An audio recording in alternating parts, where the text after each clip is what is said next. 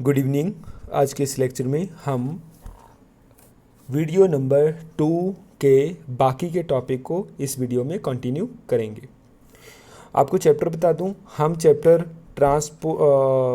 Mineral and energy resources कर रहे हैं और ये चैप्टर पार्ट 2 बुक का टर्म 2 एग्जामिनेशन के लिए 12th क्लास ज्योग्राफी के लिए जो इम्पॉर्टेंट काफ़ी चैप्टर है। इस चैप्टर को 3 वीडियोस में कंप्लीट किया गया है, तो इस वीडियो को देखने से पहले फर्स्ट 2 वीडियो को ज़रूर देखें ताकि आपको कंसेप्ट की क्लैरिटी अच्छे तरीके से हो सके। चलिए ज़्यादा देरी ना करते हुए हम अपना टॉपिक शुरू करते हैं। तो हम यहाँ पे बात करें पेट्रोलियम की, तो इससे पहले हमने टर्शरी और गोंडवाना कोल फील्ड को डिस्कस किया था। गोंडवाना कोल फील्ड जो होता है वो ओल्ड रॉक सिस्टम में होगा, तो हमेशा ही जितना पुरानी रॉक होंगी उतना क्वालिटी ऑफ जो मिनरल होगा वो बहुत अच्छा होने वाला है, मतलब आपको जो कोल है बेस्ट क्वालिटी का मिलने वाला है। एंड टर्शरी होता है न्यू एजेस रॉक, जो रॉक्स अभी बनी हैं, थोड़ा टाइम ही हुआ है, तो वहाँ पे जो मिनरल होगा वो लो क्वालिटी होगा, लो क्वालिटी मिनरल होगा। ठीक है, वो चीज़ दोनों में फ़र्क आपको पता होना चाहिए। चलिए नेक्स्ट बात करें तो पेट्रोलियम। तो petroleum play an important role. सबसे पहले पेट्रोलियम एक एसेंशियल सोर्स ऑफ एनर्जी है, क्योंकि पेट्रोलियम से ही बाकी सभी मशीन्स, चाहे वो आप एयर ट्रांसपोर्ट हो, चाहे आपका रेलवे हो, उसके बाद चाहे आपका व्हीकल मतलब रोड ट्रांसपोर्ट हो, ठीक है, तो एवरी टाइप ऑफ जो ट्रांसपोर्ट सिस्टम है इज़ बेस्ड ऑन पेट्रोलियम। तो कंजप्शन बहुत लार्ज स्केल के ऊपर है और आज के टाइम में व्हीकल और इंडस्ट्री का जो नंबर बढ़ने के कारण पेट्रोलियम की कंजप्शन काफ़ी लार्ज स्केल पे शुरू हो चुकी है। एंड इंटरनल कंब्यूशन है इंजन का, ऑटोमोबाइल, रेलवे, एयरक्राफ्ट ऑलरेडी मैंने बता दिया है। एंड जो पेट्रोलियम है इसको एज ए रॉ मटेरियल भी यूज़ किया जाता है इन पेट्रोकेमिकल इंडस्ट्री। पेट्रोकेमिकल इंडस्ट्री क्या होती है? जिसमें पेट्रोलियम और केमिकल दोनों को प्रोसेस किया जाता है लार्ज स्केल पे, इसको बोलते हैं पेट्रोकेमिकल इंडस्ट्री। जो आपके जैसे फर्टिलाइज़र बनाने वाली जो industries is there, synthetic rubber, synthetic fibre, medicine, vaseline, lubricant, wax soap, cosmetic, तो all would come under the petrochemical. और पेट्रोकेमिकल जो हब है, पेट्रोकेमिकल का जो हब है उसको बोलते हैं मुंबई।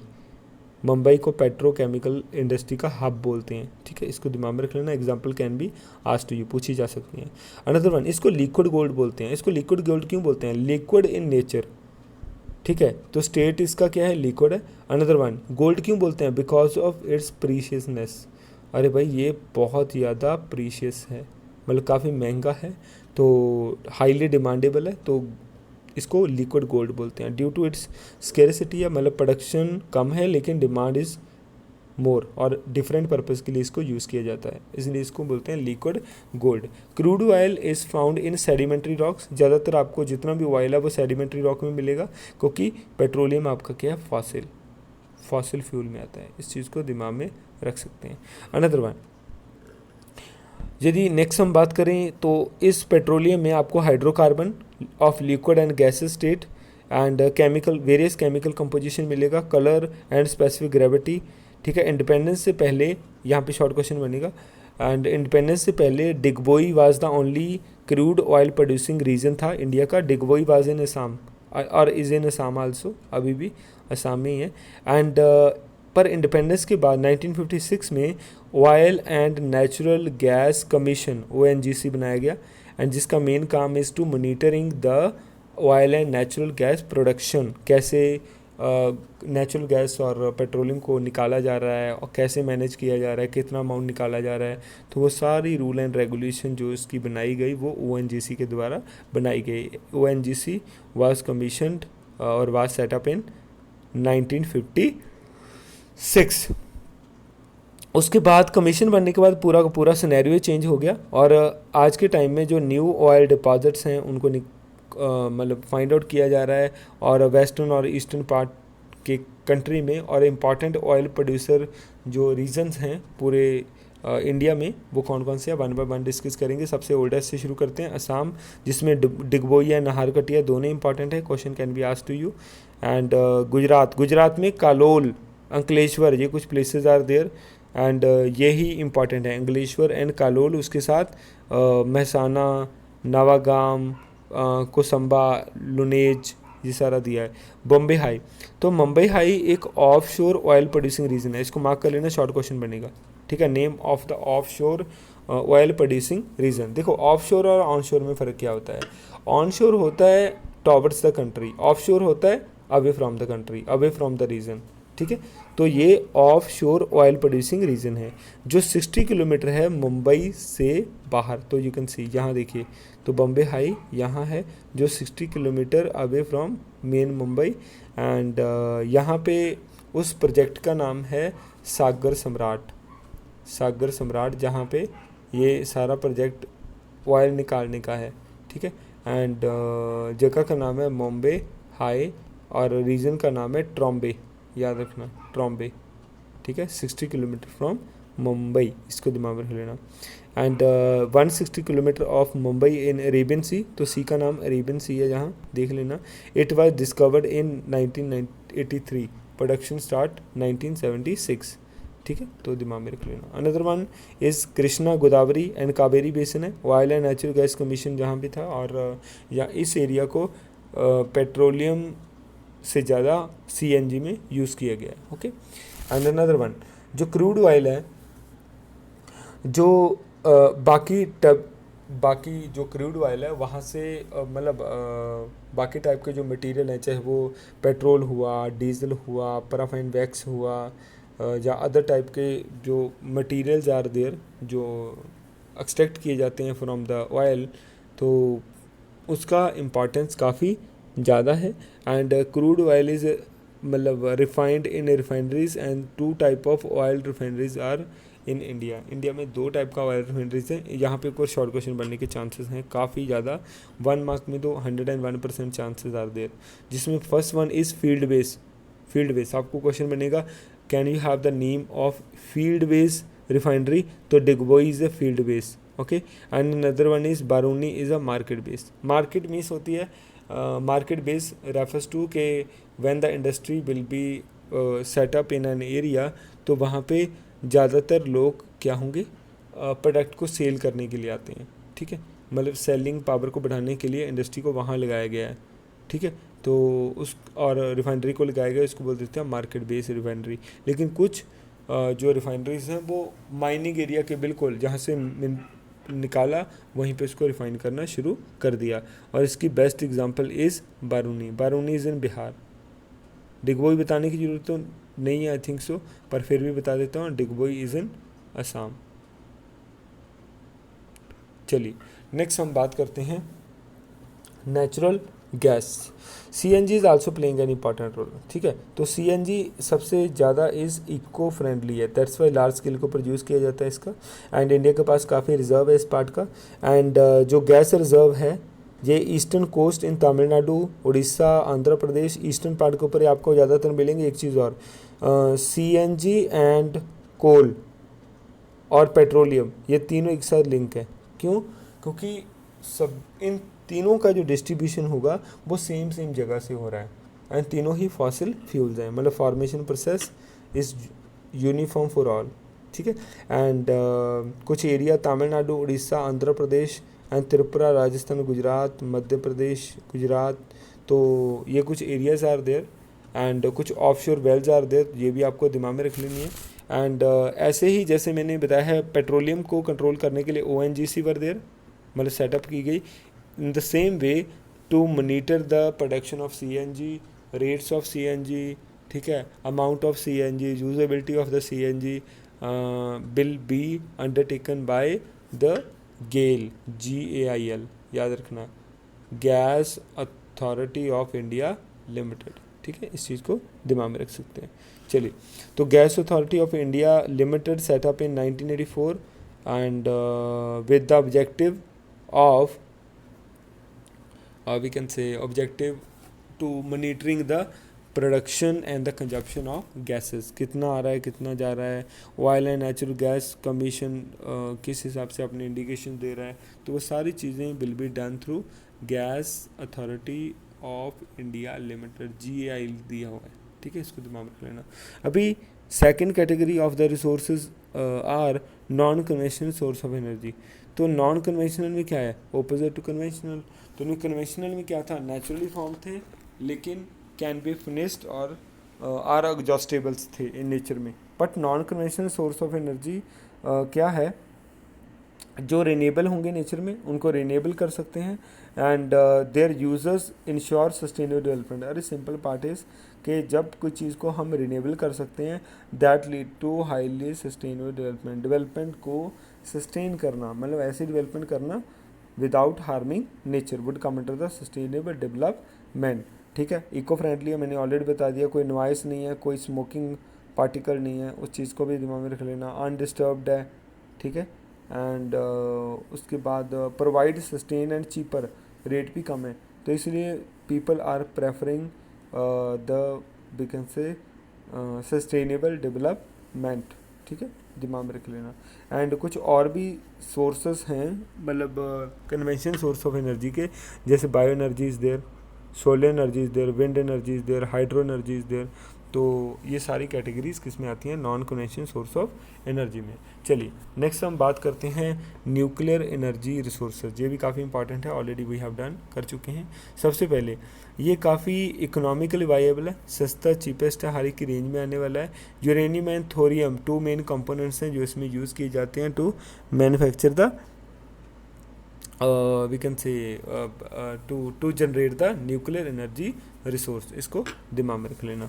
एंड यूरेनियम के डिपॉजिट्स आपको ज़्यादातर कहाँ मिलते हैं, नॉर्थ इंडिया में मिलते हैं। आप देखिए तो झारखंड लीडिंग कर रहा है, सिंहभूम है, एंड राजस्थान है, copper Alwar and Jhunjhunu, and Chhattisgarh में दुर्ग डिस्ट्रिक्ट, महाराष्ट्र में Bhandara district, and last one is Himachal Pradesh में कुल्लू डिस्ट्रिक्ट। तो ये कुछ एरियाज आर देयर जहाँ पे न्यूक्लियर एनर्जी रिसोर्सेज की ज़रूरत है।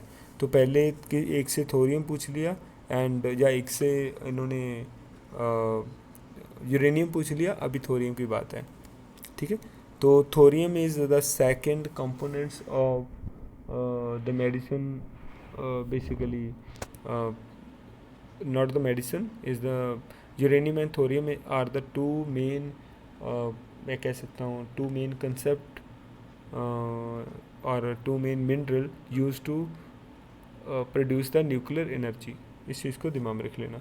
यदि हम बात करें थोरियम का, थोरियम इम्पॉर्टेंट है, ठीक है, और मैंने कैटेगरी बताई थी, थोरियम की एक कैटेगरी है monazite, and monazite is found इन केरला। ठीक है, इस चीज़ को दिमाग में रख लेना। चलिए ओके, केरला और तमिलनाडु मतलब best production is there and it is found in very few places हैं। वर्ल्ड्स रिचेस्ट मोनाजाइट डिपॉजिट्स कहाँ पे मिलता है, केरला, जो पलक्कड़ एंड कोलम जगह है, आंध्र प्रदेश में विशाखापट्टनम के नियर है, उड़ीसा में Mahanadi river delta is there, तो वहाँ पे आपको ये थोरियम का डिपॉजिट काफ़ी ज़्यादा मिल जाता है। यदि हम नेक्स्ट बात करें, इंडिया में एनर्जी कमीशन बनाया गया। सबसे पहले इसका नाम था एटॉमिक एनर्जी कमीशन, AEC। उसके बाद इसका नाम चेंज कर दिया गया है एंड उस 1954 में इसको रीनेम किया गया, इसका नाम रख दिया गया BARC, BARC, Bhabha atomic research institute. ठीक है, इस चीज़ को दिमाग में रख लेना। ओके, यदि हम नेक्स्ट बात करें मतलब इसका जो इम्पॉर्टेंट प्रोजेक्ट हैं न्यूक्लियर पावर के, इस चीज़ को दिमाग में रख लेना। ये सारे नाम याद आपको रखने पड़ेंगे और पता भी होने चाहिए। और इसमें important nuclear power projects Tarapur है, तारापुर सबसे ओल्डेस्ट भी है, इसको मार्क कर लेना। तारापुर इज़ इन महाराष्ट्र, याद रखना। Okay, another one is Rawatbhata Rajasthan है, कोटा के पास में।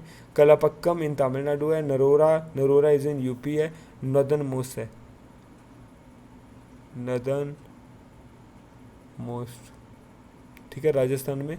कलापक्कम तमिलनाडु है, नरोरा उत्तर प्रदेश है, and Kakrapar is in Gujarat. ये कुछ सिंपली आपके इम्पॉर्टेंट न्यूक्लियर पावर प्लांट हैं, इनके ऊपर question can be asked to you. ठीक है, जिसमें महाराष्ट्र में राजस्थान में, तमिलनाडु में, आंध्र प्रदेश और सॉरी उत्तर प्रदेश एंड मतलब नरोरा, ठीक है, कर्नाटका, ये कुछ एरियाज आर देयर जहाँ पे न्यूक्लियर पावर प्लांट आपको याद रखने पड़ेंगे और इनको लोकेट करना है इन इंडिया मैप, ठीक है। सोलर एनर्जी काफ़ी इंपॉर्टेंट टाइप की एनर्जी है एंड जिसमें ऑल द फोटो वायलेटिक जो प्लेट्स हैं have been can be converted to energy through the solar energy and most readily available है सोर्स ऑफ एनर्जी।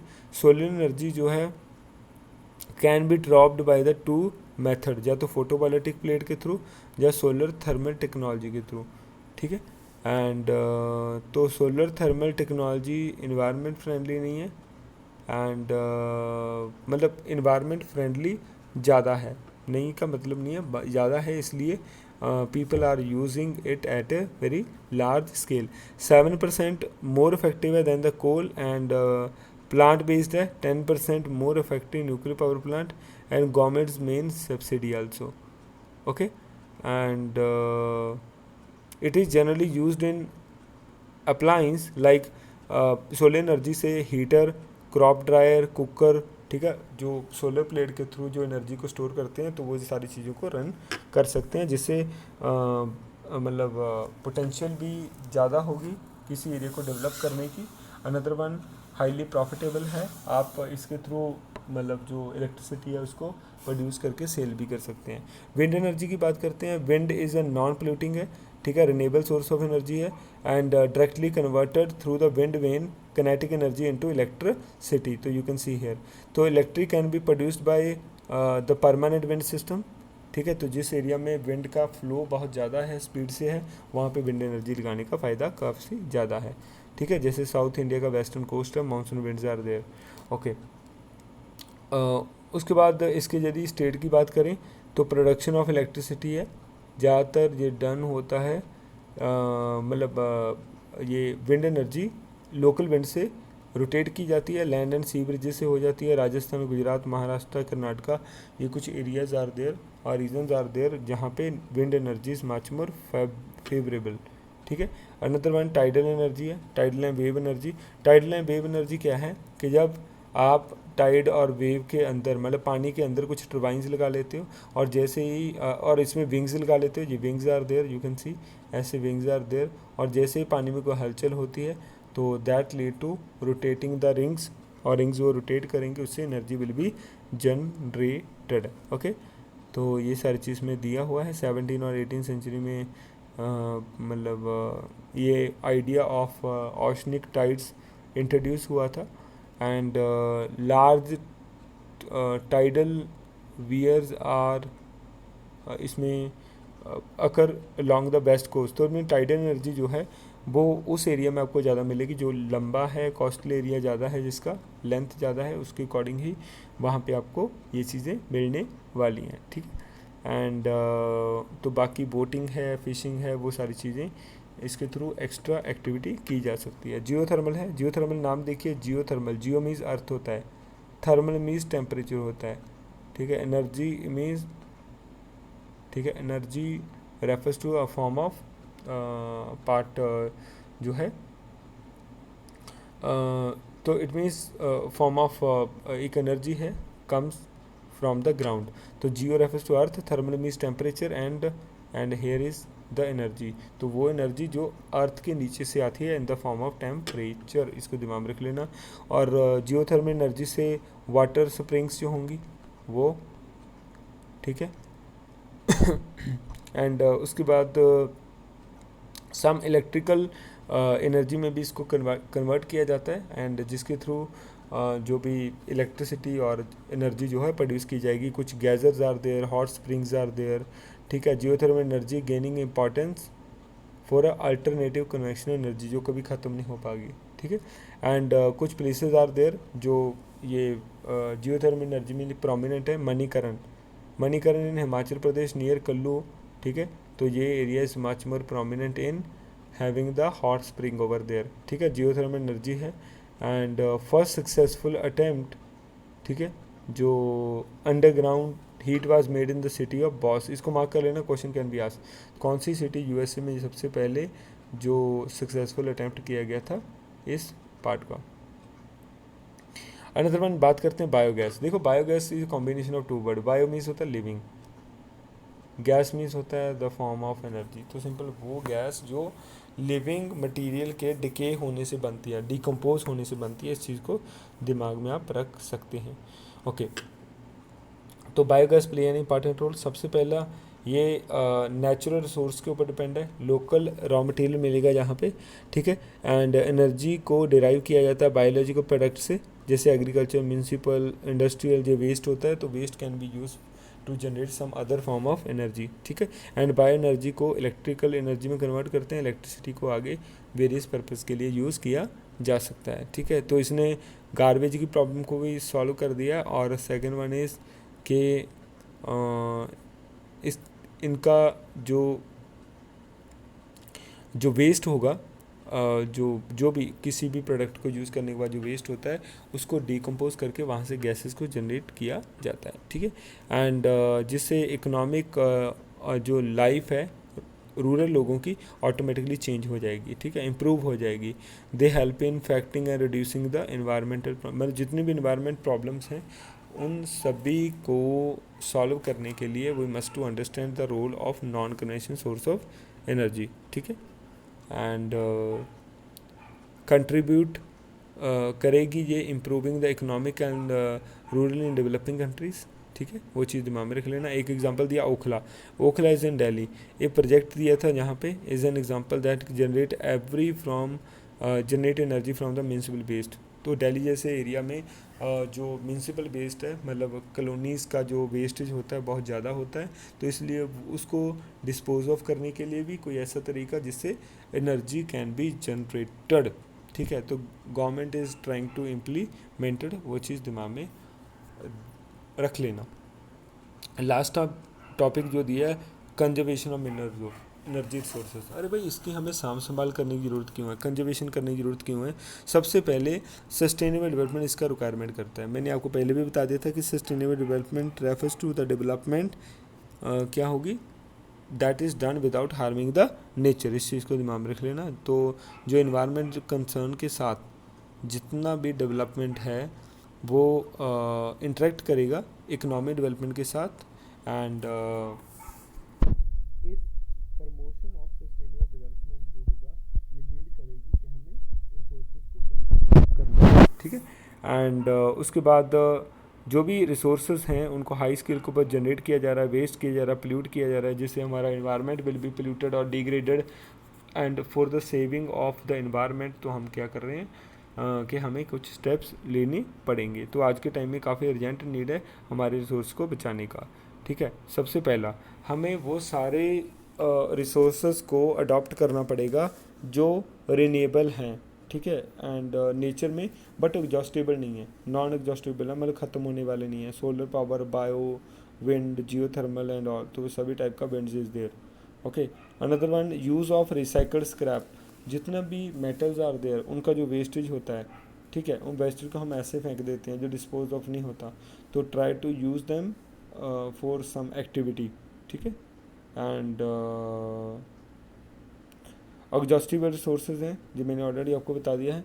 रिसाइकल कीजिए स्क्रैप मेटल्स को and उनको किसी और पर्पज़ के लिए यूज़ कीजिए, जब तक मतलब वो पूरी मेटल ख़त्म नहीं हो जाती उतना टाइम तक उसको फेंके ना, okay. Another one use of recycled, मैंने ऑलरेडी बता दिया है। Use of substitute for square metal also reduce there consumption.